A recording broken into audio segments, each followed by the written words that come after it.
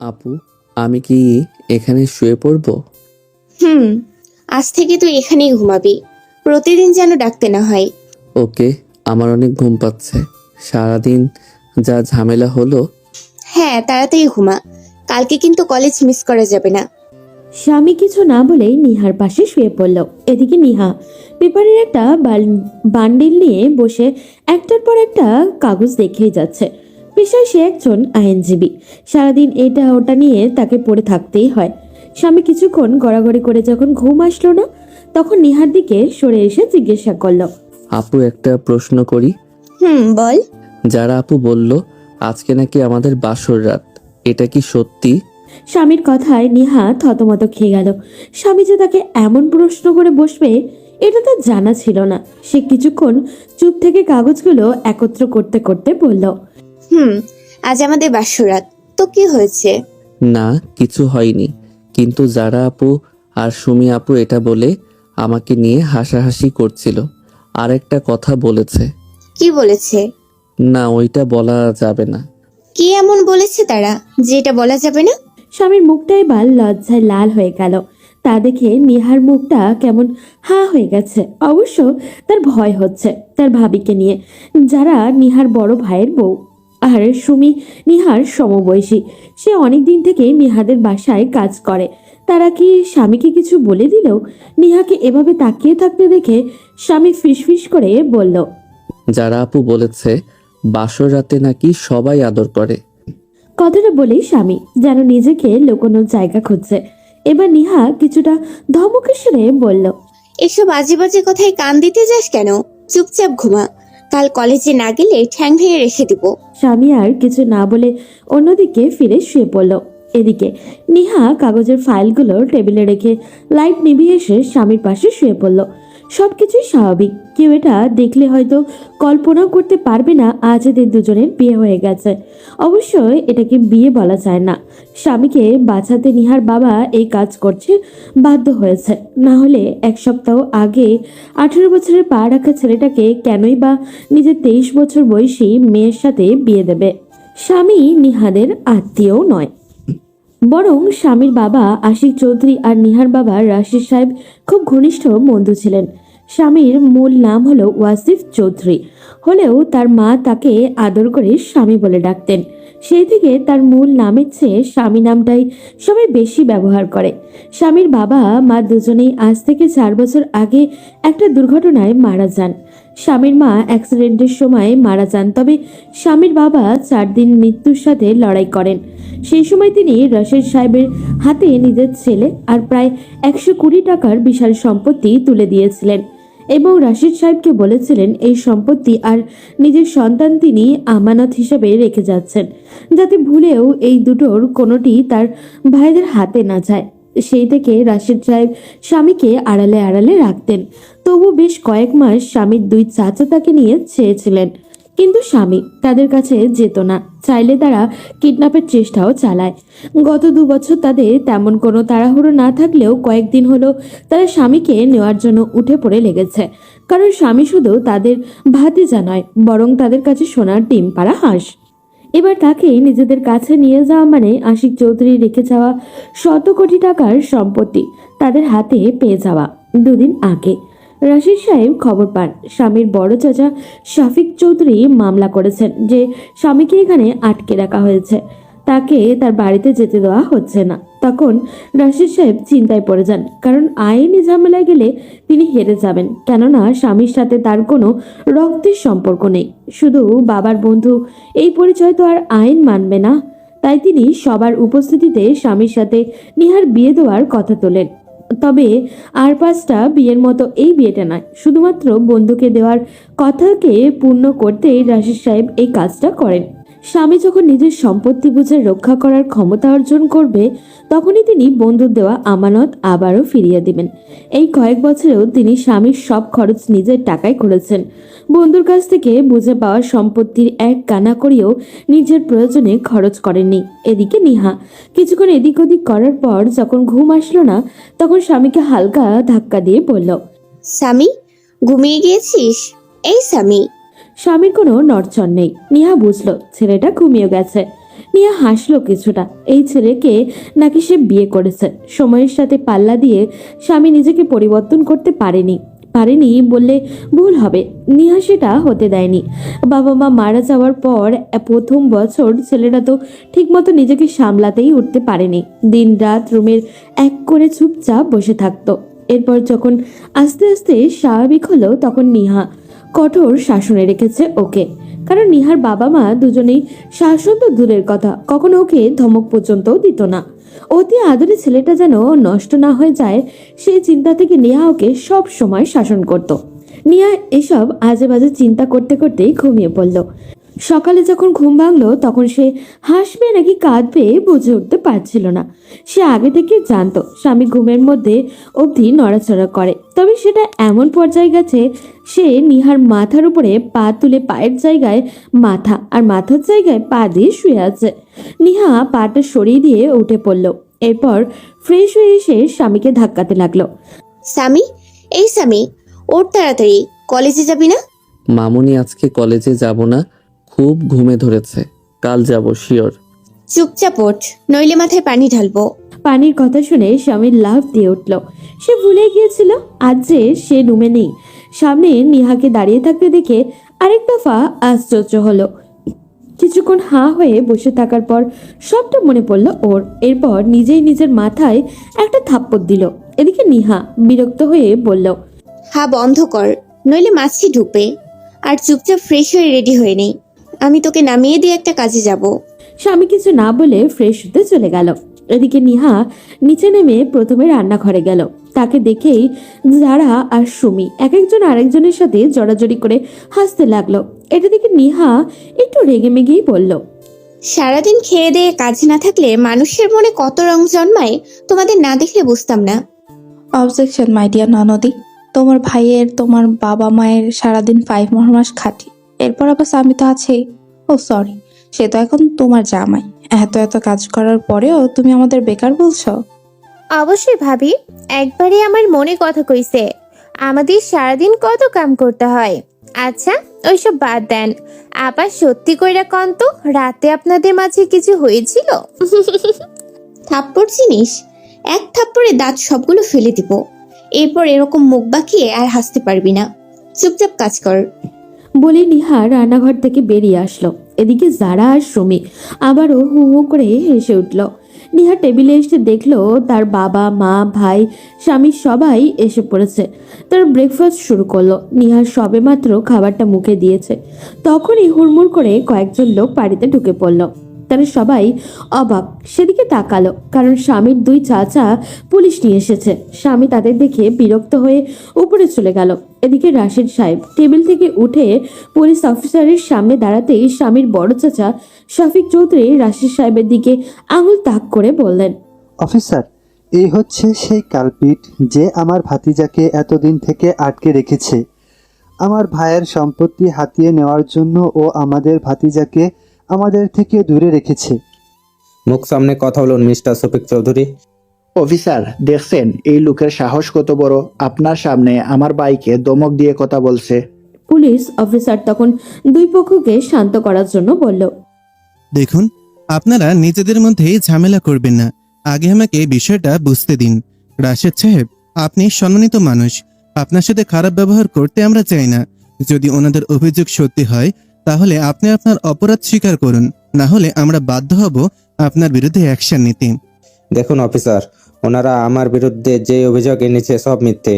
ওনাদের ভাতিজিকে আমি আটকে রাখিনি, বরং সে নিজ ইচ্ছায় এখানে থাকছে। আর ওর বাবা আমার খুব ঘনিষ্ঠ বন্ধু ছিল, সেই হিসাবে আমি ওকে আমার কাছে রেখেছি। অফিসার, আপনি এই লোকটার মিষ্টি মিষ্টি কথায় গলে যাবেন না। এই লোকটা পাক্কা ধোঁকাবাজ। আমার ভাতিজাকে মেরে ফেলার হুমকি দিয়ে ওর মুখ বন্ধ করে রেখেছে। আমার সহজ সরল ভাতিজাকে এই লোক আজ এতগুলো বছর থেকে আটকে রেখেছে।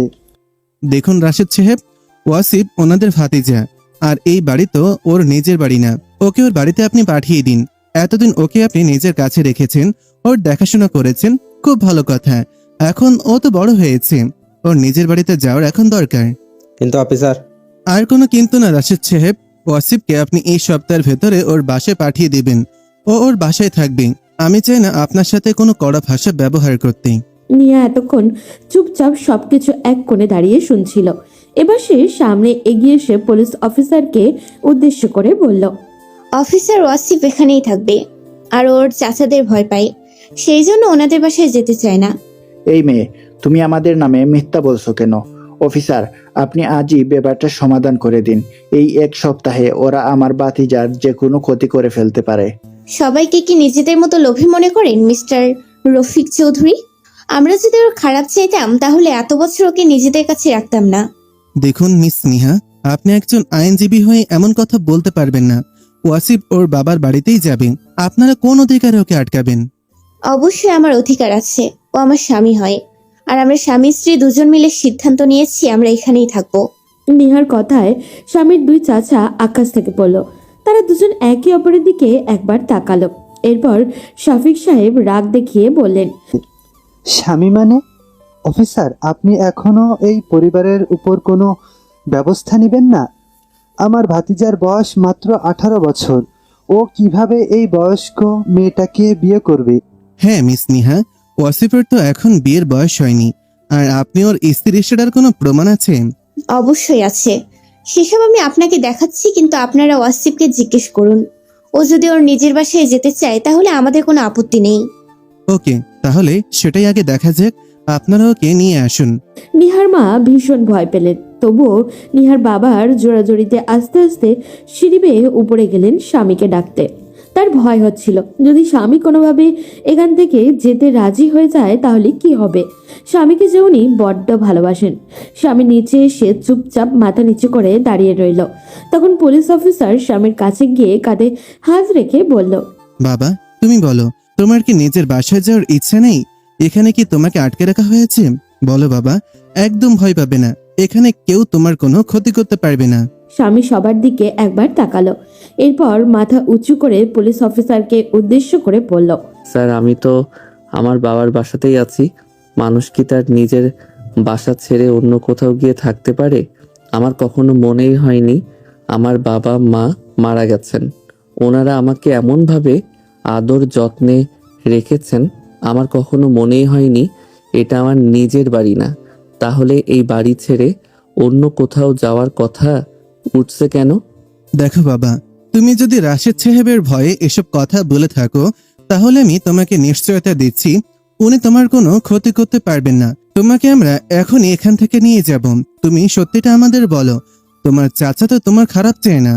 ওনারা আমার খারাপ চান নাকি ভালো চান সেটা তো আমি জানি না, তবে এখন যে ওনারা আমার সম্পত্তি চান এই ব্যাপারে আমি নিশ্চিত। না হলে ছোটবেলায় বাবা মাকে হারানোর পর আমার কোনো চাচা আমাকে কেন নিতে আসেননি? তখন ওনাদের মনে হয়েছে আমি একটা বাড়তি ঝামেলা।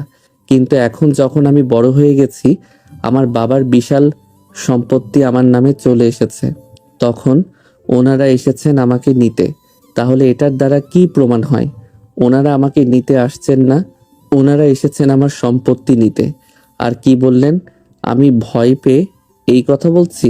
স্যার, হতে পারে ওনারা আমার জন্মদাতা মা বাবা নন, কিন্তু ওনারা যদি আমাকে বলেন আমার কলিজা ছিঁড়ে ওনাদের দিতে, তবুও আমি হাসি মুখে সেটা ওনাদের হাতে তুলে দিব। স্বামীর কথা শুনে পুলিশ অফিসার স্বামীর দুই চাচার দিকে তাকিয়ে বললেন, দেখুন, আপনারা যে অভিযোগ করেছিলেন আপনাদের ভাতিজা তো সেটা অস্বীকার করেছে। এখন আমাদের কি করার আছে বলুন? সে যখন নিজে এখানে থাকতে চাইছে, তাহলে আপনাদেরও তাকে সাপোর্ট করা দরকার। আপনি বুঝতে পারছেন না অফিসার, ওরা আমাদের বাতিজাকে হুমকি দিয়েছে। ও ভয় পেয়ে এসব কথা বলছে। এসব ওর মনের কথা নয়। আমি মোটেও ভয় পাইনি স্যার, আমি যা বলছি বুঝে শুনেই বলছি। আর আমি এতটাও বাচ্চা না যে নিজের ভবিষ্যৎ নিয়ে ভুল সিদ্ধান্ত নিব। তাই দয়া করে আপনারা এই দুই লোকের কথায় আর কখনো এই বাসায় আসবেন না। স্বামীর চাচারা তখন রাগ করে বাসা থেকে বেরিয়ে গেল। পুলিশ অফিসারও তাদের সাথে চলে গেল। এবার স্বামী ফিরে সবার দিকে তাকিয়ে দেখলো সবাই তার দিকে হা হয়ে তাকিয়ে আছে। কারোর ধারণাই ছিল না স্বামী এভাবে সবার মুখের উপরে কথা বলতে পারে। যারা তো সবার সামনে বেফাস কণ্ঠে বলেই ফেললো, কি ব্যাপার ননদি, একদিনে কি এমন জাদু করলে? যে আমাদের স্বামী তরতর করে সবার সামনে দাঁড়িয়ে কথা বলা শিখে গেল? জারার কথায় সবাই হাসি চেপে না রাখতে পেরে হো হো করে হেসে উঠল। স্বামী তাতে বেশ লজ্জা পেল। সে সোজা উপরে চলে গেল। এদিকে নিহা কিছুটা রাগ দেখিয়ে বলল, ও বড় হয়েছে, নিজের ভালো এখনো নিজেই বুঝতে পারে। এরকম হবে এটাই স্বাভাবিক। এতে তো ঢং করার কি আছে? আর ভাবি, তোমার মুখে লাগাম দাও। কোথায় কে বলতে হয় জানো না? বলে নিহা রাগ দেখিয়ে উপরে চলে গেল। নিহাকে এভাবে উপরে যেতে দেখে সবাই আরেক দফা হাসলো, কিন্তু নিহার ভাই নওশাদ তখন তার বইয়ের দিকে তাকিয়ে বলল, এবার কিন্তু সত্যি তোমার মুখে লাগাম দেওয়ার জরুরি। একটা সিরিয়াস মুহূর্তে এভাবে হেসে দেওয়ার মানে আছে? নওশাদ, বৌমাকে এইভাবে বলার কি আছে? ওর এই অভ্যাসের কারণেই তো আমাদের সংসারটা এমন হাসি আনন্দে টিকে আছে। শাশুড়ির সাপোর্ট পেয়ে আহ্লাদে আটকানা হলো জারার মন। এদিকে রুমে গিয়ে স্বামীকে রেডি হতে দেখে কিছুটা থামলো নিহা। স্বামীর শার্টের হাতা ঠিক করতে করতে নিহার সামনে দাঁড়াতেই নিহা বলল, এভাবেই সবসময় সত্যিটা সবার মুখের ওপর বলবি, তোকে যেন কেউ দুর্বল মনে না করে।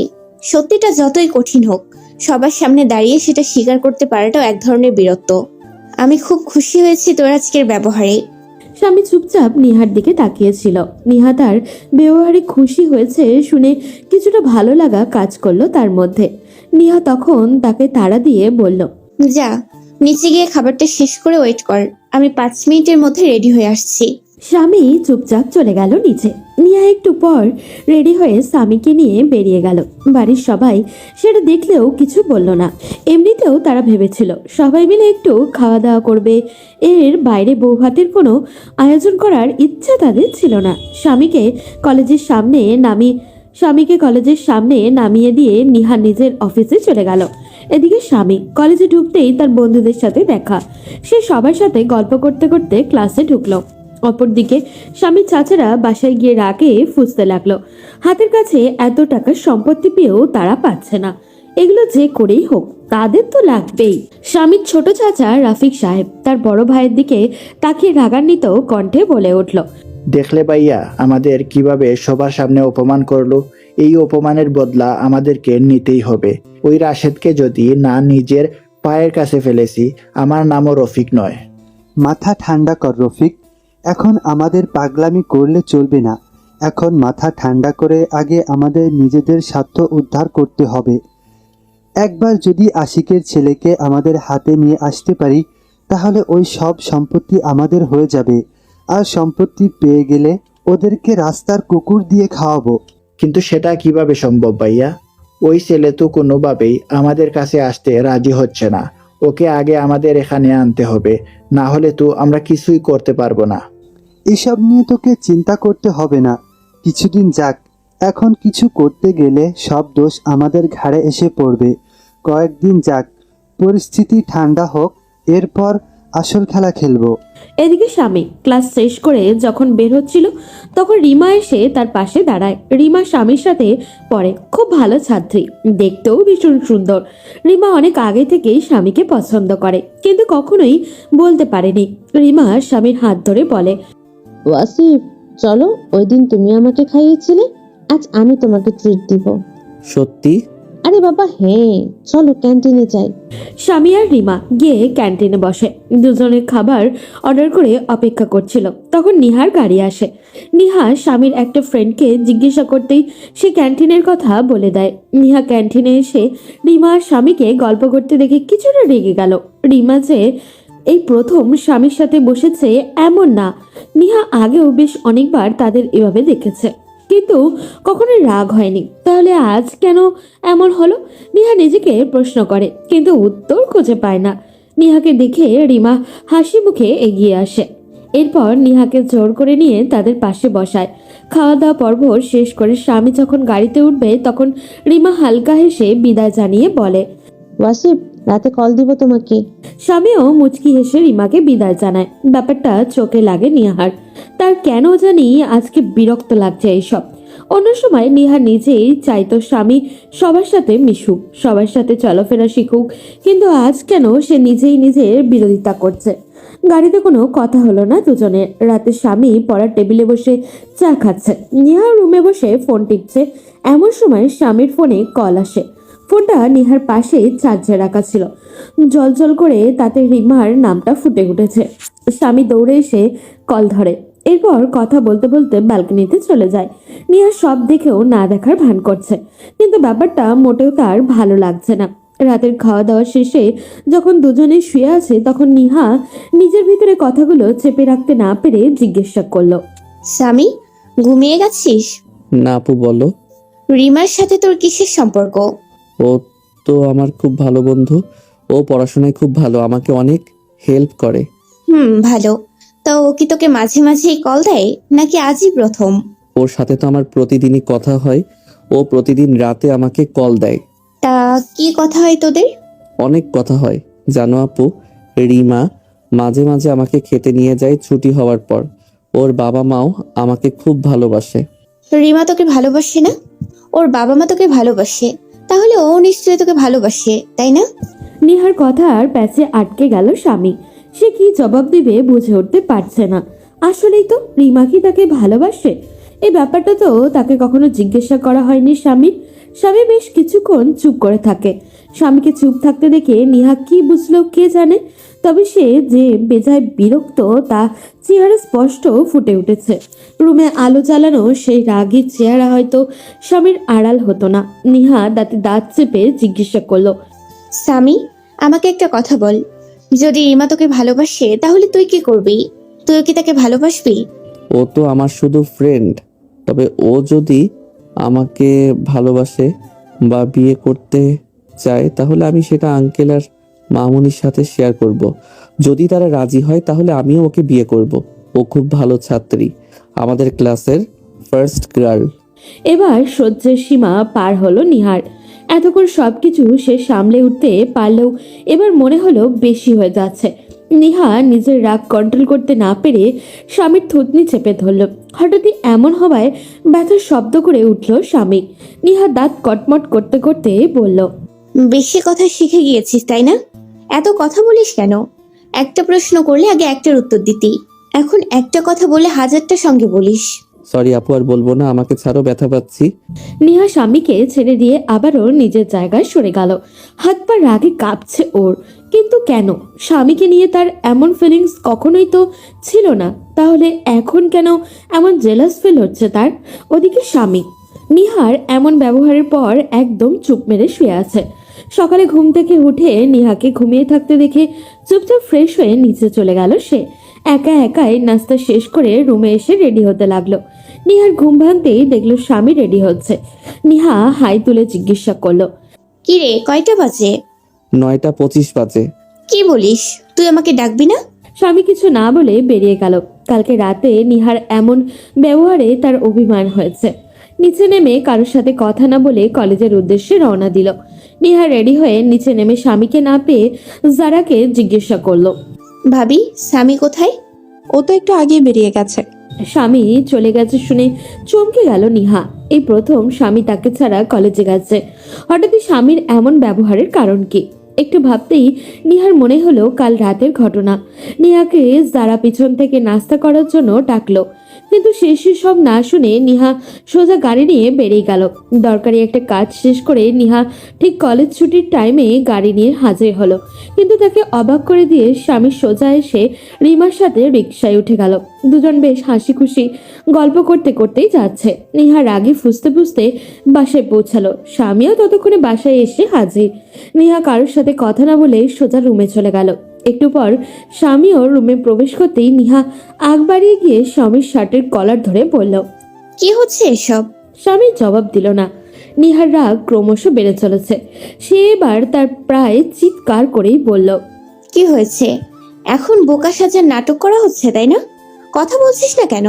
স্বামী, আমি তোকে কিছু জিজ্ঞেস করছি, আমার প্রশ্নের উত্তর দে। সরি আপু, আর হবে না। শুধু শুধু ঝামেলা করো না। নিহা নিজের সমস্ত শক্তি দিয়ে স্বামীর গালে সজোরে একটা থাপ্পড় বসালো। কাল রাত থেকে জমতে থাকা রাগ যেন একসাথে বহিঃপ্রকাশ পাচ্ছে। স্বামী নিজেকে সামলাতে না পেরে ছিটকে পড়ল একদিকে। নিহার যেন তবুও রাগ কমলো না। সে আবারও টেনে ওকে নিজের সামনে এনে দাঁড় করিয়ে বলল, তোর মুখ থেকে সরি শব্দটা শুনতে আমার জঘন্য লাগে। তোর কত বড় সাহস, তুই আমাকে ইগনোর করিস? নিজেকে তুই কি মনে করিস? আমার লাইফের কোনো গুরুত্ব আছে তোর কাছে? প্রতিটা দিন নিজের কাজ ফেলে তোকে আনতে চাই আমি। আমার নিজের লাইফ নষ্ট করছি যাতে তুই ভালো থাকিস, আর সে তুই আমাকে ইগনোর করিস? কথাগুলো বলতে বলতে আরো 2-3টা থাপ্পড় মারল স্বামীর গালে। ততক্ষণে বাড়ির সবাই চিৎকার চেঁচামেচি শুনে সেখানে হাজির হলো। নিহার মা দৌড়ে স্বামীকে গিয়ে ধরলো। ভয়ে স্বামী রীতিমতো হাঁপাচ্ছে। মামনিকে সামনে পেয়ে জাপটে জড়িয়ে ধরলো ও।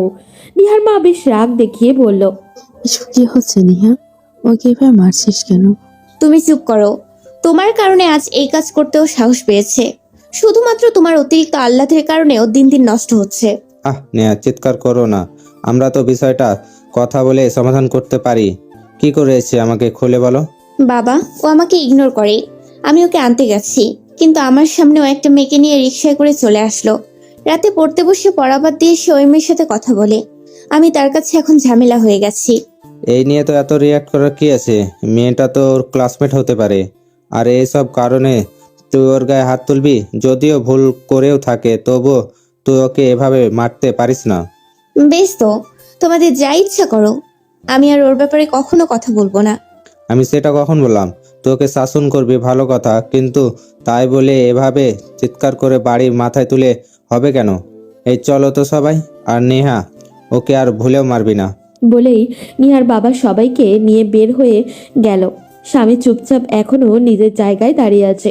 ফর্সা গাল রক্তিম বর্ণ ধারণ করেছে। নিহার রাগ করে বাসা থেকে বেরিয়ে গেছে। রাতে যখন ফিরল কারোর সাথে কথা না বলে খাবার খেয়ে ছাদে চলে গেল। যারা সবাইকে খাবার দিয়ে 2 কাপ চা নিয়ে ছাদে গেল। নিহা চুপচাপ মাথায় হাত দিয়ে চেয়ারে বসে আছে। যারা গিয়ে নিহার পাশে বসলো। নিহা যারার দিকে তাকিয়ে হালকা হাসার চেষ্টা করলো। যারাও বিনিময়ে মুচকি হেসে চায়ের কাপটা এগিয়ে দিল নিহার দিকে। নিহা চুপচাপ সেটাতে হাতে নিল। যারা চায়ের কাপে চুমুক দিয়ে বলল, দুজনে এত জেলাস? মানে কি বলতে চাইছো ভাবি? দেখো নিহা, আর কেউ বুঝুক আর না বুঝুক, আমি জানি স্বামীর ওই যাওয়া আসা নিয়ে তুমি কখনোই রিয়েক্ট করতে না। মূল সমস্যা হচ্ছে ওই মেয়েটা। তুমি স্বামীর সাথে ওই মেয়ের মেলামেশাটা সহ্য করতে পারছো না। নিহা চুপচাপ ঘরে যায়। কি বলবে সে? নিহাকে থেমে যেতে দেখে যারা আরেকটু সাহস পায়। সে নিহার হাত চেপে ধরে বলল, নিহা, আমি কিন্তু সিরিয়াস। তুমি বুকে হাত দিয়ে বলো আমি যেটা বলেছি সেটাই তো। এবার নিহা যারার দিকে অসহায় দৃষ্টিতে তাকিয়ে বলল, আমার কেন এমন হচ্ছে ভাবি? আমি ওকে কখনো নিজের ছোট ভাই ছাড়া কিচ্ছু ভাবিনি। ওর প্রতি আমার কখনো ওই টাইপের ফিলিংস কাজ করেনি। তবু আমি কেন ওকে এভাবে মানতে পারছি না? এটাই বিয়ের মানে বোন। বিয়ে একটা পবিত্র জিনিস। হালাল ভাবে একে অপরের কাছে আসা।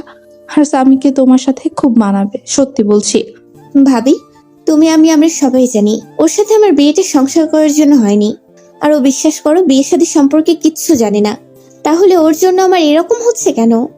যারা নিহাকে নিজের সাথে চেপে ধরে বলল, দাঁত থাকতে দাঁতের মূল্য দিতে হয় বোন। ও আজ যেটা বুঝতে পারছে না কাল সেটা বুঝবে, তখন তো তুমি আফসোস করবে।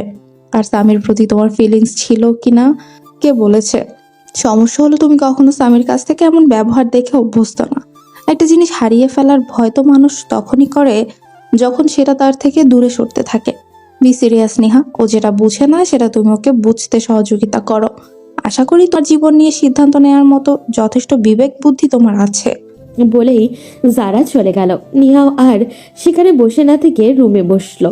পুরো রুম অন্ধকার, তার মানে স্বামী ঘুমিয়ে গেছে। নিহা চুপচাপ ড্রেস চেঞ্জ করে স্বামীর কাছে আসলো। বিছানার কাছে এসে হাঁটু গেড়ে স্বামীর মুখের কাছে বসলো। ফোনের ফ্ল্যাশ অন করতেই সে চমকে উঠল। স্বামীর 2 গালে থাপ্পড়ের দাগ এখনো স্পষ্ট। নিহার এবার রাগ হলো, তবে সেটা নিজের ওপরে। সে তো চাইলে আরেকটু ধৈর্যশীল হতে পারত। নিহা এক হাতে স্বামীর গালে হাত বোলাতে লাগলো। নিহা যেন আজ নতুন এক স্বামীকে আবিষ্কার করছে। এই স্বামী আগের মতো না। স্বামীকে তার চেয়ে ভালো আর কে চিনবে? কিন্তু এত পরিচিত মানুষটাও নিহার কাছে অপরিচিত লাগছে। ভীষণ মায়ায় আটকে যাচ্ছে নিহা। সে নিজের অজান্তেই ফোনটা পাশে রেখে স্বামীর গালের কাছে মুখ নিয়ে আসলো। আলতো করে ঠোঁটে স্পর্শ করলো স্বামীর দুই গালে। এরপর স্বামীর পাশে শুয়ে ওকে নিজের সাথে জড়িয়ে ধরল। নিহার মনে হচ্ছে আজ সে পরিপূর্ণ। একটু আগেও যেই ছেলের উপরে তার পাহাড় পরিমাণ রাগ ছিল, এখন সেই ছেলেই তার মানসিক শান্তিতে পরিণত হয়েছে। নিহার সকালে ঘুম ভাঙার পর হালকা হাসলো। স্বামী তাকে আষ্টে পিষ্টে জড়িয়ে আছে। নিহার ভালো লাগলো ব্যাপারটা। সে চুপচাপ এভাবেই শুয়ে থাকলো। একটু পর স্বামীর ঘুম ভাঙতেই বেচারা ভ্যাবাচ্যাকা খেয়ে গেল। স্বামীকে আরেকটু চমকে দেওয়ার জন্য নেহা এমনভাবে চোখ খুলল যেন মাত্রই তার ঘুম ভেঙেছে।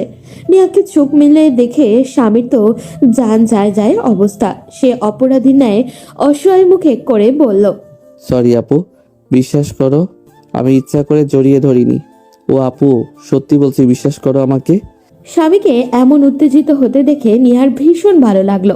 কথা বলার সময় স্বামীর ঠোঁটের দিকে এক দৃষ্টিতে তাকিয়েছিল নিহা। সে হঠাৎই স্বামীকে নিজের সাথে চেপে ধরে স্বামীর ঠোঁটে ঠোঁট স্পর্শ করলো। স্বামীর শরীরে যেন কারেন্টের শক লাগলো।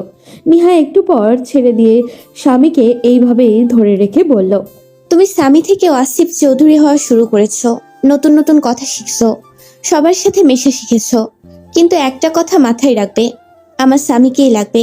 আমার স্বামী আমার কাছে সব সময় অপরিবর্তিত থাকবে। মনে থাকবে আমার কথা? স্বামী রীতিমতো ঘামতে শুরু করেছে। নিহা তাকে তুমি করে বলছে, এটাও তাকে দেখতে হলো। স্বামী লাফ দিয়ে বিছানা ছেড়ে উঠে দৌড়ে ওয়াশরুমে চলে গেল। এদিকে স্বামীকে এভাবে পালাতে দেখে নিহা নিজেও অজান্তেই হেসে উঠল। এরপর থেকে শুরু হয় তাদের জীবনের এক নতুন দিক। নেহাকে ধীরে ধীরে স্বামীর প্রতি আরো দুর্বল হতে থাকে। এখন রীতিমতো গা জ্বালা করে স্বামীকে অন্য কারোর সাথে কথা বলতে দেখলে। নেহার এমন ব্যবহারে স্বামী মাঝে মাঝে ভীষণ অবাক হয়। একদিন সন্ধ্যাবেলায় স্বামী হেঁটে হেঁটে বাসায় ফিরছে। কিছুক্ষণ আগেই তার মাথায় এসেছে আজ নিহার বার্থডে। সেটা যারা আর সুমিকে বলতেই তারা উঠে পড়ে লেগেছে নিহাকে সারপ্রাইজ দেওয়ার জন্য। যারা কি কি আনতে হবে লিস্ট করে স্বামীর হাতে ধরিয়ে দিল। স্বামী সেগুলো নিয়ে বাসায় আসছে। হঠাৎই তার মনে হলো কেউ তাকে ফলো করছে। সে কিছু করতে যাবে তার আগেই 2-3 জন লোক এসে তার হাত চেপে ধরলো। স্বামী তাদের চিনল না, তাই জিজ্ঞাসা করলো, এই কারা আপনারা, আর এইভাবে আমার হাত চেপে ধরেছেন কেন? কিন্তু লোকগুলো তাকে কোনো উত্তর না দিয়ে মুখে একটা রুমাল চেপে ধরলো। সঙ্গে সঙ্গেই স্বামী অজ্ঞান হয়ে গেল। স্বামীকে 3 জন মিলে চেপে ধরতেই একটা মাইক্রোবাস সেখানে এসে দাঁড়ালো। তারা স্বামীকে ধরে সেটাতে তুললো। এমন সময় একটা ছেলে দৌড়ে আসলো সেখানে। ছেলেটা স্বামীর পরিচিত, নিহার অফিসে কাজ করে। শরীফ নামে সেই ছেলেটা এসে মাইক্রোবাসটার জানলা ভেদ করে কিছু জিজ্ঞাসা করতে যাবে, তার আগেই গাড়ির ভিতরে থাকা লোকটা বেশ সজোরে ধাক্কা দিল ছেলেটার বুক বরাবর। শরীফ ছিটকে পড়ল। কিছুটা এই সুযোগে গাড়িটা দ্রুত সেখান থেকে চলে গেল। শরীফ উঠে দাঁড়াতেই বুঝলো লোকগুলো ভালো না, তাকে এখনই যা করার করতে হবে। সে তার পরিচিত একটা লোককে গাড়িটা ফলো করতে বলে দ্রুত রিক্সা নিয়ে নিহার চেম্বারের দিকে চলে গেল। নেহা তখন তার এক ক্লায়েন্টের মামলা নিয়ে কথা বলতে ব্যস্ত। শরীফ অনুমতি না নিয়েই প্রবেশ করলো রুমে। নেহা এমন হন্তদন্ত হয়ে তাকে রুমে ঢুকতে দেখে জিজ্ঞাসা করলো, কি হয়েছে শরীফ ভাই, তুমি এমন হাঁপাচ্ছ কেন? আপামনি, সর্বনাশ হয়ে গেছে। স্বামী ভাইকে 3-4 জন লোক মিলে তুলে নিয়ে গেছে। আমি আটকানোর চেষ্টা করেছি কিন্তু পারিনি। কি, তুমি ঠিক দেখেছো তো? ওটা স্বামী ছিল? আপামনি, স্বামী ভাইকেই আমি দেখছি। ওনাকে পিছন থেকে ধরে অজ্ঞান করে নিয়ে গেছে। কথাটা শোনা মাত্রই নিহার পুরো দুনিয়া যেন অন্ধকার হয়ে গেল। সে কোনো মতে সামনে থাকা মানুষদের দিকে তাকিয়ে বলল, আই এম রিয়েলি সরি। আপনাদের সাথে আমি এই ব্যাপার নিয়ে পরে আলাপ করব। এখন আমাকে যেতে হবে। বলেই নিহা দ্রুত নিজের গাড়ি নিয়ে বাড়ির উদ্দেশ্যে রওনা দিল। ওদিকে সুমি রান্না করছে আর জারার দিকে তাকিয়ে বিরক্তি নিয়ে বলছে, আজ আসুক একবার বাসায়। আমি শিওর ও বাইরে কোথাও খেলা দেখতে দাঁড়িয়ে গেছে। তাদের এমন কথাবার্তার মাঝেই নিহা দ্রুত বাড়িতে প্রবেশ করলো। জোরে জোরে স্বামীকে ডাকতে লাগলো। ড্রয়িং রুমে নিহার বাবা মা বসেছিলেন। তারা অবাক হয়ে বললেন, কি হয়েছে মা? স্বামী তো একটু বাইরে গেছে। নিহার বাবা আর বুঝতে বাকি নেই কি হয়েছে। সে দৌড়ে তার বাবার কাছে এসে বলল, বাবা, স্বামীকে ওরা কিডন্যাপ করে নিয়ে গেছে। কি, তুই এসব কি বলিস মা? ও তো একটু আগেই আমাদের সামনে দিয়ে গেল। আমার অফিসের কাজের লোক শরীফ ভাই, উনি নিজের চোখে দেখেছেন স্বামীকে কয়েকজন লোক তুলে নিয়ে গেছে। নিহার কথায় রাশেদ সাহেবের মাথায় চিন্তায় ভাঁজ পড়ল। ততক্ষণে রান্নাঘর থেকে সুমি আর জারাও এসে হাজির। দুজনে এক কথা শুনে একে অপরের দিকে তাকাচ্ছে। নিহার মা তো রীতিমতো কান্না ঝরে দিয়ে হাউতাস করতে করতে বলল, আমি নিশ্চিত লোকগুলি আমার ছেলেকে ধরে নিয়ে গেছে। ওগো, আমার কি হবে? আমার কি স্বামীকে আর পাবো না? তুমিও না এই সময় এসব বাজে বাজে কথা বলতে হয়। বৌমা, তুমি তোমার মাকে নিয়ে যাও রুমে। যারা এসে শাশুড়িকে দু হাতে চেপে ধরলো। রিহা নিজেকে শক্ত রাখার চেষ্টা করলেও পারছে না। ও দু চোখ ছলছল করছে ওর। নিহার বাবা মেয়েকে দু হাতে জড়িয়ে ধরে বললেন, একদম চিন্তা করবি না মা, আমি এখনই বের হচ্ছি। খুব তাড়াতাড়ি আমরা স্বামীকে খুঁজে বের করব। নিহা চুপচাপ শুধু শুনলো কথাটা। রাশিদ সাহেব দ্রুত নিজের ছেলেকে কল করে বেরিয়ে পড়লেন স্বামীকে খুঁজতে। ওদিকে নিহা নিজেকে সামলে উঠতেই দ্রুত গাড়ি নিয়ে পুলিশ স্টেশনে গেল। সেখানে গিয়ে স্বামীর মিসিং রিপোর্ট করলো। পুলিশ অফিসার নিহার পরিচিত, তাই তিনি নিহাকে সান্ত্বনা দিয়ে বললেন, আপনি কোনো চিন্তা করবেন না মিস নিহা, আমরা আপনার স্বামীকে যত দ্রুত সম্ভব খুঁজে বের করব। অফিসার, আমি জানি স্বামীর চাচারা ওকে কিডন্যাপ করেছে। ওদেরকে ধরলেই সব সত্যি বের হবে। আপনি একজন আইনজীবী হয়ে এমন কথা কিভাবে বলছেন? যদি কোনো কারণে স্বামীকে ওর চাচারা কিডন্যাপ করে থাকে, তাহলে এই সুযোগে ওরা আপনাদের থেকে প্রতিশোধ নিতে চাইবে। ওদের বাড়ির ছেলেকে হারানোর সব দায় আপনাদের দিয়ে দিবে। তাই আপনাকে এখন প্রতিটা পদক্ষেপ খুব সাবধানে নিতে হবে। কিন্তু আমাদের এই দেরি করাতে যদি স্বামীর কোনো ক্ষতি হয়? আপনি এত টেনশন করবেন না। আমার কেন জানি না মনে হচ্ছে কিডন্যাপারের কাছ থেকে কল আসবে। সেটা হোক আপনার কাছে অথবা আপনার বাবার কাছে। স্বামীর বর্তমানে নিজের বলতে কিছুই নেই, সুতরাং তাকে কিডন্যাপে যেই করুক তাদের একটাই লক্ষ্য থাকবে, সেটা হলো ওর বাবার রেখে যাওয়া সম্পত্তি। আর সেটা পেতে হলে স্বামীরকে বাঁচিয়ে রাখতেই হবে। পুলিশ অফিসারের এত কথার পরেও নিহার শান্ত হতে পারল না।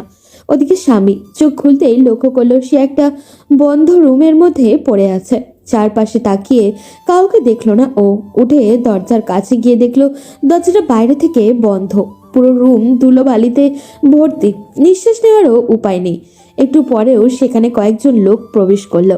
অন্ধকারে সবার মুখ অচেনা হলেও স্বামীর নিজের চাচাদের চিনতে দেরি হলো না। স্বামীর ছোট চাচা শফিক স্বামীকে দাঁড়াতে দেখেই থুতনি চেপে ধরে বলল, খুব বড় বড় কথা শিখেছিস তাই না? আজকের পর থেকে তোর ওই মুখ থেকে আর কোনো কথা বের হবে না। বলে শফিক সাহেব বেশ জোরে স্বামীকে পিছন দিকে ধাক্কা দিলেন। স্বামী আবারও উল্টে মাটিতে পড়ল। এবার লোকটা হিংস্রতার মাত্রা যেন আরো কয়েক গুণ বাড়ালো। সে স্বামীর বুকের ওপর পা রেখে দাঁড়ানোর চেষ্টা করলো। এমন সুটাম দেহের একজন মানুষের ভার সহ্য করার ক্ষমতায় এই বাচ্চা ছেলেটির কিভাবে থাকবে?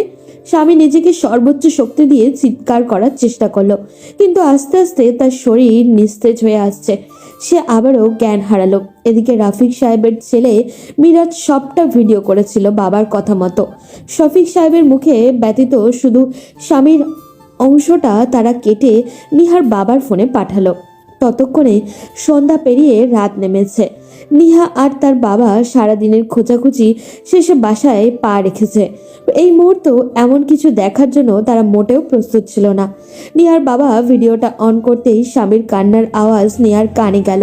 সে দ্রুত ফোনটা নিজের হাতে নিয়ে এই দৃশ্য দেখেই ঠাস করে মাটিতে বসে পড়ল। নিহার বাবাও সোফায় থ মেরে বসে পড়ল। নিহার মা ব্যতীত বাসার সবাই একে একে ভিডিওটা দেখলেন। রাশিদ সাহেব নিহাকে বুকে টেনে নিলেন। এবার তার চোখের জল বাঁধ ভাঙল। নিহা হাউ মাউ করে কান্না করতে শুরু করলো ভাঙা গলায়। বাবা, এমন কিছু দেখার আগে আমার মৃত্যু কেন হলো না? বাবা, ওরা স্বামীকে মেরে ফেলবে। আমার স্বামী এসব সহ্য করতে পারবে না। কিছু হবে না মামনি, ধৈর্য ধরো। আমাদের এখন ধৈর্য হারালে চলবে না। স্বামীকে আগে খুঁজে বের করতে হবে। বাবা, আমার কিচ্ছুই লাগবে না। আমার স্বামীকে এনে দাও। আমি ওর সব খরচ চালাবো। ওর সব সম্পত্তি ওর চাচাদের দিয়ে দাও। তবু ওকে ফিরিয়ে আনো বাবা। নিহার বাবা রাশিদ সাহেব যতটা পারছেন নিজেকে শক্ত করছেন, কিন্তু সবকিছু একটা সীমা থাকে। বিষয়টা তাকে ভিতর থেকে শেষ করে দিচ্ছে। ভিডিওটা যেই নাম্বার থেকে পাঠানো হয়েছে সেই নাম্বারটা কয়েকশো বার কল করা হলো, কিন্তু নাম্বারটা বন্ধ। নিহা চোখ বন্ধ করতে পারছে না। চোখ বন্ধ করলেই স্বামীর চিৎকারের দৃশ্য চোখের সামনে ভেসে উঠেছে। যারা সুমিত রীতিমতো নিজেদের দোষারোপ শুরু করেছে। তারা যদি স্বামীকে বাইরে না পাঠাতো তাহলে হয়তো এই দিনটা দেখতে হতো না তাদের। পুরো রাত পার হয়ে যাওয়ার পরেও পুলিশ স্বামী বা ওই নাম্বারের ব্যাপারে কিছুই জানতে পারলো না। কিন্তু পরদিন সকালবেলায় হঠাৎই রাশেদ সাহেবের ফোনে একটা আননোন নাম্বার থেকে কল আসে। উনি দ্রুত ফোনটা রিসিভ করেন। তখন ওপাশ থেকে একটা ছেলে বলে উঠল, কি ব্যাপার রাশেদ সাহেব, দিনকাল কেমন যাচ্ছে? এই কে তুমি? আর তুমি আমার নাম জানলে কি করে? আরে আরে, এত রেগে যাচ্ছেন কেন? আপনারা তো আমার জন্য অপেক্ষা করছিলেন। আমি স্বামীকে কিডন্যাপ করে এনেছি। দেখো, তুমি যেই হও না কেন, ওর কোনো ক্ষতি করো না। তুমি কেন ওকে কিডন্যাপ করলে? ওকে কেন কিডন্যাপ করা হয়েছে সেটা আমার থেকে ভালো আপনি নিজেই জানেন। স্বামীর বাবার রেখে যাওয়া সব সম্পত্তি আমার চাই। কিন্তু কে তুমি? আমাকে চিনে আপনার লাভ কি? আপনি যদি স্বামীকে ফেরত পেতে চান তাহলে ওই সব সম্পত্তি আমাকে দিতে হবে, না হলে প্রতিটা মুহূর্তে ওর উপর অত্যাচার আরো বাড়বে। দেখো, এরকম করো না। তোমার কথা আমরা শুনবো, কিন্তু ওর গায়ে হাত তোলো না। ও এসব ব্যাপারে কিছুই জানে না। তোমরা শুধু শুধু ওকে অত্যাচার করো না। তোমাকে আমরা সব দিয়ে দেবো। এই তো ভদ্রলোকের মতো কথা। তাহলে আর দেরি কেন, এখনই কাজ শুরু করে দিন। পরবর্তী আপডেট সময় মতো পেয়ে যাবেন। বলে উপাস থেকে ফোনটা কেটে দেওয়া হলো। রাশেদ সাহেব ফোন রেখে নিহার দিকে তাকালো। তাদের দুজনের কেউই চিনতে পারল না এই অদ্ভুত লোকটাকে। রাশেদ সাহেব দ্রুত পুলিশের সাথে যোগাযোগ করলেন। ঘন্টা খানেকের মধ্যে পুলিশ অফিসার নিহাদের বাসায় আসলো। এরপর খোঁজ শুরু হলো ওই কল করা ব্যক্তি আসলে কে। ওদিকে স্বামী অন্ধকার রুমে চিৎকার করছে, কিন্তু দুইটা লোক তাকে জোর করে খাবার খাওয়াতে চাইছে। স্বামী খাবারের প্লেটটা ছুঁড়ে ফেলে বলল, আমি এই খাবার খাবো না, তোমরা আমাকে ছেড়ে দাও। কেন আমাকে এখানে আটকে রেখেছো? লোক দুটো এবার বেশ রেগে গেল। তারা দুজন মিলে স্বামীকে কয়েকটা ঘুষি মেরে বলল, আমাদের সাথে রাগ দেখানোর চেষ্টা করবি না, না হলে তোকে এর জন্য ভয়ঙ্কর ফলাফল ভোগ করতে হবে। চুপচাপ যে খাবার দেয়া হচ্ছে সেটা খেয়ে নে। স্বামীর ঠোঁট কেটে রক্ত গড়িয়ে পড়ছে। ভয়ে কথা বলার শক্তিও হারিয়ে ফেলেছে। লোকগুলো তাকে ফেলে রেখে সেখান থেকে চলে গেল। সন্ধ্যার সময় আবারও সবাই ফিরে আসলো। এবার তারা এসেই কোনো কথা না বলে স্বামীকে একটা চেয়ারের সাথে বেঁধে মুখে একটা কালো কাপড় বেঁধে দিল। এরপর প্রচণ্ড জোরে জোরে পায়ে দিয়ে লাথি দিয়ে আঘাত করতে শুরু করলো। স্বামী চিৎকার করতে চাইছে, কিন্তু তার মুখ বাঁধা। একইভাবে সেটা সে ভিডিও করে পাঠানো হলো রাশেদ সাহেবের কাছে। তিনি তখন নিহাকে নিয়ে তখন পুলিশ স্টেশনে ছিলেন। সবাই ভিডিওটা দেখে আর একবার কান্নায় ভেঙে পড়ল। সঙ্গে সঙ্গে সেই নাম্বার থেকে আবারও ফোন আসলো। রাশেদ সাহেব তখন দ্রুত ফোন রিসিভ করে বললেন, তোমার কথা তো আমরা মেনেছি, তাহলে তুমি কেন ওকে অত্যাচার করছো? আমার সাথে চালাকি করবেন না মিস্টার রাশেদ। আমি খুব ভালো করেই জানি আপনি পুলিশের কাছে গেছেন, কিন্তু পুলিশ আমার কিছুই করতে পারবে না। আপনার হাতে 2 দিন সময় আছে। এই 2 দিনের ভিতরে যদি সবকিছু আমার হাতে হস্তান্তর না করেন তাহলে স্বামীর লাশ গ্রহণ করার জন্য প্রস্তুতি নিয়ে নিন। দেখো, তোমরা এরকম করো না। আমি তোমাদের সব দাবি মেনে নিচ্ছি। বলো আমাদের কোথায় আসতে হবে, কি করতে হবে, আমি সেটাই করব। তবুও তোমরা ওকে আর মেরো না। তাহলে আগামীকাল বিকাল 3টায় আমার দেওয়া ঠিকানা অনুযায়ী সব কাগজপত্র নিয়ে চলে আসবেন। বলে ছেলেটা ফোন কেটে দিল। রাজেশ সাহেব পুলিশ অফিসারের সাথে কথা বলে ঠিক করলেন কালকে ওর কথা মতো ওনারা যাবেন। পরদিন সময় মতো একটা ঠিকানা মেসেজ করে পাঠানো হলো নিহার বাবার কাছে। নিহার বাবা সবাইকে নিয়ে রওনাও দিলেন। গিয়ে দেখলেন তাদের একটা খোলা মাঠে ডাকা হয়েছে। রাজেশ সাহেব নিহাকে নিয়ে ওখানে পৌঁছানো মাত্র আবারও কল আসলো। তোমরা কোথায়? আমাদের এখানে কেন রেখেছো? আমার একটা লোক যাচ্ছে তোমাদের কাছে, চুপচাপ ওর হাতে সবকিছু দিয়ে বাসায় চলে যায়। তাহলে স্বামী কোথায়? ওকে তোমরা কোথায় ফেরত দেবে? সব হবে। আমরা আগে থেকে সব কিছু চেক করি। যদি সব ঠিকঠাক হয় তাহলে স্বামী নিজে থেকে বাসায় চলে যাবে।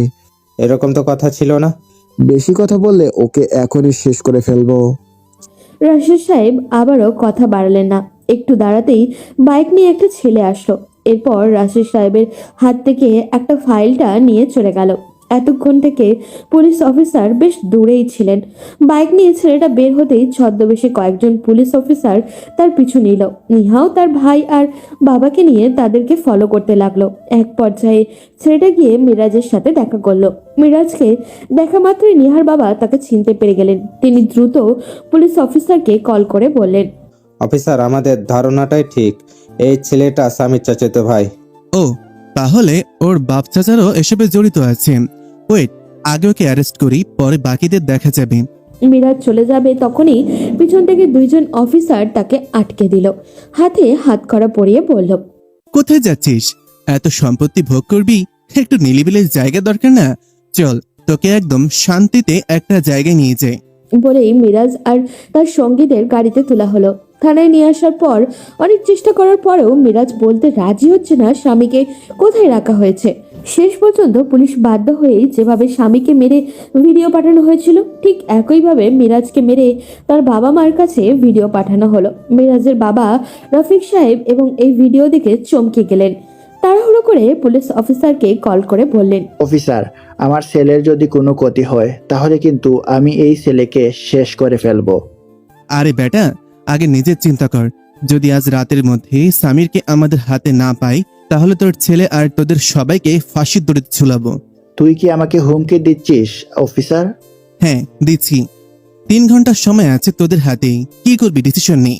বলেই অফিসার ফোন কেটে নিহার বাবার দিকে তাকিয়ে বললেন, আপনারা নিশ্চিন্তে বাড়িতে এবার যেতে পারেন।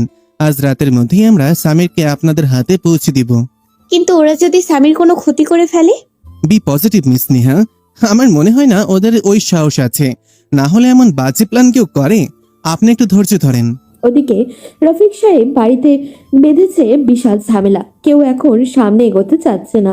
শাফিক সাহেব তো জোর গলায় বলে ফেললেন, ভাইজান, আমি এসবে নেই। সব তুমি আর তোমার ছেলে মিলে প্ল্যান করেছো। এবার সামলাও। এখন যাই করি না কেন, পুলিশের হাতে ধরা পড়তেই হবে। বোকার মতো কথা বলবি না শফিক। সম্পত্তি পেলে কি আমি একা সব খেয়ে ফেলতাম? এখন যখন বিপদে পড়েছি তখন আমাদের উচিত একসাথে থাকা। এখন কি করব ভাইজান? চল আগে ওই ছেলেটাকে বের করি, এরপর বাকি কথা। নিহার বাবা অনেক চেষ্টা করলেও নিহাকে বাসায় নিয়ে যাওয়ায় কিন্তু তার একটাই কথা, সে স্বামীকে নিয়ে একেবারেই ফিরবে। সন্ধ্যায় থানায় কল আসলো। রফিক সাহেবের কল দেখে পুলিশ অফিসার হাসলেন। ফোন ধরে জিজ্ঞাসা করলেন, তা কি সিদ্ধান্ত নিলেন রফিক সাহেব? শোনো অফিসার, যদি তুমি কথা দাও আমার ছেলে বা আমাদেরকে কোনো ক্ষতি করবে না, তাহলেই আমি স্বামীকে তোমাদের হাতে তুলে দিব। ওকে, আমি রাজি। বলো আমাদের কোথায় আসতে হবে? আমার অফিসের গোডাউনে, ওখানে আমরা আছি। খবরদার চালাকি করার চেষ্টা করবে না। পুলিশ অফিসার ফোন রেখে সামনে থাকা আরেকজন অফিসারকে উদ্দেশ্য করে বলল, রায়হান সাহেব, আপনার টিম নিয়ে একটু দূরে অপেক্ষা করবেন। ভেতরে ওদের সাথে কিছু করতে গেলে ওরা যে কারো ক্ষতি করতে পারে, তাই ওদের সবাইকে বাইরে ধরতে হবে। ওকে স্যার, তাহলে আমি এখনই বেরিয়ে পড়ছি। এদিকে মিরাজ, নিহার বাবা আর নিহাকে নিয়ে পুলিশ অফিসার রওনা দিলেন তাদের ঠিকানা অনুযায়ী।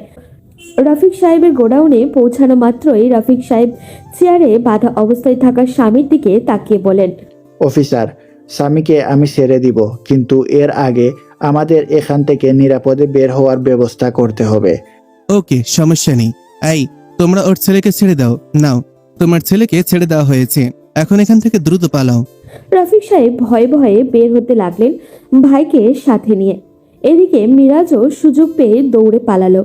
বাইরে এসে গাড়িতে উঠে তারা পালাতে যাবে কিছু দূর যেতেই তাদের গাড়ি আটকে ধরল একটি পুলিশের গাড়ি। দ্রুত কয়েকজন অফিসার এসে রফিক সাহেব সহ সবাইকে অ্যারেস্ট করলো। এই অফিসার, তোমাদের আমি ছাড়বো না। তোমরা আমার সাথে বিশ্বাসঘাতকতা করেছো। চুপ শালা, তুই তোর আপন ভাতিজের সাথে বেইমানি করতে পারিস, আর তোর সাথে বেইমানি করলেই দোষ। চল তাড়াতাড়ি। বলেই রায়হান তাদের সবাইকে গাড়িতে তুলল। এদিকে স্বামীকে চেয়ার থেকে খোলার পরে সে উল্টে ফ্লোরে পড়ে গেল। তা দেখে নিহা চেঁচিয়ে উঠল।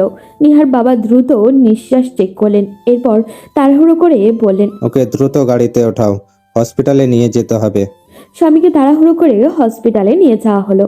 চোখ মুখ ফুলে গেছে ওর। এর মধ্যে বাসের সবাই জেনে গিয়েছে স্বামীকে পাওয়া গেছে। নিহার মাকে আটকাতে না পেরে যারা তাকে নিয়ে হসপিটালে এলো। এসেই তিনি নিহাকে জড়িয়ে ধরে কাঁদতে লাগলেন। নিহা কালকে থেকে কেমন জানি অনুভূতিহীন হয়ে পড়েছে। খাওয়া নেই, ঘুম নেই, তার নিজেকে রোবটের মতো অনুভূতি মনে হচ্ছে। ঘন্টাখানেক পরেই ডাক্তার বেরিয়ে বললেন, রোগীর জ্ঞান ফিরেছে, আপনারা কোনো টেনশন করবেন না। ঠিক মতো খাবার দেওয়া হয়নি আর শরীরে আঘাত বেশি, তাই অজ্ঞান হয়ে গেছেন। 2-3 দিন ভালোভাবে সেবা যত্ন করলে ঠিক হয়ে যাবে। তবে একটা ব্যাপার, ও খুব ভয় পেয়ে আছে। কয়েকদিন লাগবে এই ভয় কাটিয়ে উঠতে। তাই কোনো অস্বাভাবিক আচরণ করলে ভয় পাবে। এদিকে নিহার বাবা পুলিশ অফিসারকে জড়িয়ে ধরে বললেন, আপনার কৃতজ্ঞতা কিভাবে প্রকাশ করব আমার জানা নেই। আপনার জন্যই আমি আমার ছেলেটাকে আবার খুঁজে পেয়েছি। এভাবে বলবেন না স্যার, এটা আমাদের ডিউটি। আজ আমরা আসছি, একদিন আপনাদের বাসায় লাঞ্চ করতে আসবো। আপনি আসলে আমি খুব খুশি হব। পুলিশ অফিসার বিদায় নিলেন। এদিকে সবাই মিলে স্বামীর রুমে প্রবেশ করলেন। সবাইকে দেখে স্বামী ওঠার চেষ্টা করলো, কিন্তু পারল না। স্বামীর চোখ বেয়ে পানি গড়িয়ে পড়ছে। নিহার মা দৌড়ে গিয়ে স্বামীকে বুকে জড়িয়ে ধরে বললেন, আমার আব্বা, আল্লাহ কাছে লাখ কোটি শুকরিয়া, তিনি তোমাকে আমাদের কাছে ফিরিয়ে দিয়েছেন। তোমাকে ছাড়া আমি কিভাবে বাঁচতাম। মামুনি, আমি তোমাদের ছেড়ে যাব না। তোমরা আমাকে ওদের হাতে দিও না। হ্যাঁ আব্বা, তুমি আমার ছেলে, আমার কাছে থাকবে। কেউ তোমাকে আমার থেকে আলাদা করতে পারবে না। হায় জানোয়ারগুলো আমার ছোট ছেলেটার কি অবস্থা করেছে। আল্লাহ গজব পড়ুক ওদের উপর। নিহার বাবা এতক্ষণ চুপচাপ স্বামীর পাশে বসে মাথায় হাত বুলিয়ে দিচ্ছিলেন। নিহা বেডের পাশে থাকা চেয়ারে বসে এক দৃষ্টিতে স্বামীর মুখের দিকে তাকিয়ে আছে। এই 2 দিন আগেও কি সুন্দর চেহারা ছিল তার, কিন্তু এখন নিমিষেই সব দুঃস্বপ্নের মতো হয়ে গেল। চোখের নিচে, ঘাড়ে, ঠোঁটের পাশে সব জায়গায় ছোট ছোট কাটার দাগ। মুখ ফুলে লাল বর্ণ ধারণ করেছে। দূর থেকে দেখলেই বোঝা যায় ছেলেটাকে পাগলের মতো মারা হয়েছে। নিহা চুপচাপ দেখছে আর কান্না করছে। হঠাৎই যারা এসে নিহার মাকে ধরে বলল, আব্বু চলো আমরা বাসায় যাই। তোমার ছেলে বললো সকালেই নাকি ওকে নিয়ে আমাদের বাসায় যেতে পারবে। নিহা আর ওর ভাই থাকুক, আমরা বরং যাই। না, তোমরা যাও, আমি আমার ছেলেকে রেখে কোথাও যাচ্ছি না। আজব, তোমাকে কোথাও যাওয়ার কথা বলা হচ্ছে। ও বাসায় যাবে, ওর জন্য রান্না করতে হবে না। আম্মু স্বামীকে ওরা খাবারটা পর্যন্ত দেয়নি। এবার যারা বুঝলো শাশুড়ির মন কিছুটা গলেছে। তিনি স্বামীর দিকে একবার তাকালেন, এরপর জারার দিকে তাকিয়ে বললেন, দেখিস আল্লাহ গজব পড়বে ওই জানোয়ারের উপর। আসো আমরা যাই। নিহা, এই নে, খাবারটা খেয়ে নে। 2 দিন কিছুই খাসনি, তাড়াতাড়ি খেয়ে নে। আমার ভালো লাগছে না ভাইয়া, রাখো, পরে খাবো। উফ, বাচ্চাদের মতো কথা বলিস না। নে, তাড়াতাড়ি খাওয়া শেষ কর। কাল সকালে ডাক্তার আসবে, তখন ওকে চেক আপ করে সব ঠিকঠাক হলে বাসায় নিয়ে চলে যাব। ও খাবে না ভাইয়া? আপাতত চ্যালেঞ্জ চলছে, বাসায় গিয়ে খাবে। এখন তুই আমার সামনে বসে খাবি, এরপর আমি যাব। ভাইয়ের জোড়াজুড়িতে নিহা হালকা খেয়ে হাত মুখ ধুয়ে আসলো। নিহার ভাই সবকিছু গুছিয়ে চলে গেল। নিহার এবার স্বামীর কাছে গেল। স্বামী শুধু তার দিকেই তাকিয়ে আছে। নিহা কথা বলতে পারছে না, যেন কেউ তার কথা বলার শক্তিটাই কেড়ে নিয়েছে। সে স্বামীকে জড়িয়ে ধরে বেশ জোরেই কান্না শুরু করলো। কিছুটা সময় এভাবেই কাটলো ওদের। এরপর নিহা নিজেকে শান্ত করার চেষ্টা করে বলল, তোর কষ্ট হচ্ছে স্বামী? আমাকে একা রেখে যেও না আপু, ওরা আবার এসে আমাকে নিয়ে যাবে। না, আর কেউ তোকে আমার থেকে আলাদা করতে পারবে না। তুই আমার সাথেই থাকবি। এখন চুপচাপ ঘুমা। কিছু খেতে ইচ্ছে করছে? না, আমি কিছু খাবো না, তুমি শুধু আমার সাথে থাকো। আরে পাগল, আমি তো তোর সাথেই আছি। তুমি এই 2 দিন খাওনি কেন আপু? তুই খেয়েছিস, আমি খাবো? আমার জন্য তুমি খাওনি কেন? কারণ তোর কষ্ট হলে আমারও খুব কষ্ট হয়। এই 2 দিন আমার কাছে দুঃস্বপ্নের মতো ছিল। মনে হচ্ছিল কেউ আমাকে প্রতি মুহূর্তে আঘাত করে যাচ্ছে। তুই কাছে ছিলি না বলে আমার নিঃশ্বাস আটকে আসছিল। নিহা স্বামীকে আরেকটু শক্ত করে জড়িয়ে ধরে বলল। স্বামী এত কথা না বুঝলেও এইটুকু বুঝলো নিহা তার জন্য এই 2 দিন কষ্ট পেয়েছে। আরো কিছুক্ষণ এভাবে থাকার পর নিহা আস্তে করে বলল, স্বামী, তুই আমাকে আর আপু ডাকবি না। কেন আপু? কারণ আমি তোর বউ, আর বউকে কেউ আপু ডাকে না। আগে আমি তোর আপু ছিলাম, ডেকেছিস, এখন আর ডাকবি না। তাহলে কি বলে ডাকবো? তোর যা ইচ্ছা, নাম ধরে ডাকতে পারিস। না, ওইটা আমি পারবো না, অন্য কিছু বলে দাও। তাহলে তুই আমাকে বউ বলেই ডাকিস, তবু আর আপু বলিস না। তোর মুখে আপু ডাক শুনলে আমার রাগ হয়। দুজনের এমন আজগুবি কথা চলল বেশ লম্বা সময়। শেষে নিহা নিজেই ঘুমিয়ে গেল। পরদিন সকালে ডাক্তার চেক আপ করার পর কিছু ওষুধ লিখে দিলেন। হসপিটালের সব ঝামেলা শেষ করার পর স্বামীকে নিয়ে নিহা আর ওর ভাই বাসায় গেল। বাসায় যেন আজ উৎসবের আমেজ, সবার মুখেই হাসি। নিহার মা নিজের হাতে স্বামীকে খাইয়ে দিলেন। এরপর তাকে ধরে রুমে নিয়ে যাওয়া হলো। দুপুরে স্বামী আর নিহা পাশাপাশি শুয়ে আছে। তখনই নিহা হঠাৎই জিজ্ঞাসা করলো, স্বামী, তুমি সেদিন বাজারের ওইদিকে কেন গিয়েছিলে? তুমি আমাকে তুমি বললে আমার লজ্জা লাগে। অভ্যাস করছি, তুমিও শোনার অভ্যাস করে নাও। এবার আমার প্রশ্নের উত্তর দাও। ওই দিন তো তোমার বার্থডে ছিল, তাই ভাবি আর সুমি আপু জোর করে আমাকে বাজারে পাঠালো। আমরা গিফট কিনেছিলাম। ভাবি রুম সাজানোর জন্য বেলুন আর মাংস কিনতে পাঠিয়েছিল। নিহার হঠাৎ মনে পড়ল সেদিনের কথা। হ্যাঁ, ওই দিন তো তার জন্মদিন ছিল, তবে ভাগ্যে তার সহায় ছিল না। সে স্বামীকে উদ্দেশ্য করে বলল, তুমি আমার জন্য কি গিফট কিনেছিলে? ওই যে ওই ব্যাগে আছে। নিহাকে সোফার উপর থেকে ব্যাগটা নিয়ে আসলো। ভেতরে ছোট্ট একটা বক্স, খুলতেই বেশ নজর কাড়া একটা চেইন দেখলো। নিহা ভালো করে জানে এটা স্বামী নিজে কিনতে পারবে না, তবুও জিজ্ঞাসা করলো, খুব সুন্দর। তাই এটা কে কিনেছে? সত্যি বলবো নাকি মিথ্যা? সত্যিটাই বলো। ভাবি কিনা আমার কাছে দিয়ে বলেছিল তুমি জিজ্ঞেস করলে যেন আমার কথা বলি। তাহলে মিথ্যে শোনাটাই ভালো ছিল। মানে? ওসব তুই বুঝবি না। আসতে পারি? দরজার পাশে দাঁড়িয়ে হালকা হেসে কথাটা বলল যারা। নিহার হাতে ওই দিনের চেনটা দেখে কিছুটা চমকে গেল। সে বিষয়টা গোপন করতে চেয়েছিল, নাহলে সবাই তাকেই দোষারোপ করত। কিন্তু সবকিছু যখন সমাধান হয়ে গেছে, তখন আর সরি বলে মিটমাট করে নেওয়াটাই ভালো। যারা নিহার কাছে গিয়ে বলল, সরি নিহা, আসলে ওই দিন আমি ওসব ভুলে যেতে চাই ভাবি। যা হয় ভালোর জন্যই হয়। তবে গিফটটা সুন্দর ছিল, তোমার চয়েস ভালো। এটা তো আমি কিনিনি, আমার গিফট তো ঘরে রাখা। আপনি ভুল জায়গায় ভুল সাজেশন দিয়ে ফেলেছেন মিস। আপনার সব গোপন কথা একটু আগে ফাঁস হয়ে গেছে। তবে খারাপ না, ব্যাপারটা ভাল লাগছে। আজকাল তোমার রাগটা কই যেন হারিয়ে গেছে। শুনেছিলাম মানুষ নতুন নতুন প্রেমে পড়লে তেঁতুলের রসও নাকি মিষ্টি লাগে, আজ তার প্রমাণ পেলাম। যারার কথায় নিহা লজ্জা পেল। যারা আরেকটু খোঁচা মেরে বলল, নিচে তোমার সতীন তোমার জন্য অপেক্ষা করছে ননদি, যাও সতীনকে ওয়েলকাম জানাও। নিহা যারার সাথে নিচে এসে দেখে স্বামীর কয়েকটা ফ্রেন্ড এসেছে তাকে দেখতে, সাথে রিমা মেয়েটাও আছে। নিহার মা তাদের বেশ আপ্যায়ন করছে। যারা ব্যাপারটা নিয়ে নিহার সাথে বেশ মজা নিচ্ছে। একটু পর তারা স্বামীকে দেখতে উপরে গেল। রিমা সোজা স্বামীর পাশে বসে পড়ল। এদিকে নিহা সোফায় বসে রাগে ফুঁসছে। যারা নিহাকে রাগানোর জন্য রিমাকে বলল, বুঝলে রিমা, আমাদের স্বামীর জন্য একটা বউ দরকার। এই অবস্থায় ওর সেবা যত্নের বড্ড প্রয়োজন। কিন্তু আফসোস, আমার ভাইয়ের জন্য একটা ভালো মেয়ে খুঁজে পাচ্ছি না। আশেপাশে খুঁজলেই পেয়ে যাবেন ভাবি, ওর জন্য মেয়ের অভাব হবে না। তোমার জানা মতো কেউ আছে গো? একদম লাল টুকটুকে বউ দরকার আমার ভাইয়ের জন্য। কি গো নিহা, ভাইয়ের জন্য বউ কি আমি একাই খুঁজবো, নাকি তোমারও উচিত ছোট ভাইয়ের জন্য ভালো একটা মেয়ে খুঁজে বের করা? নিহার চোখ মুখ রাগে লাল হয়ে গেছে। রীতিমতো বিরক্ত সে, কারণ রিমা স্বামীর হাত ধরে বসে আছে। যারা ভাব ভালো না বুঝতে পেরে তৎক্ষণাৎ রুম ত্যাগ করলো।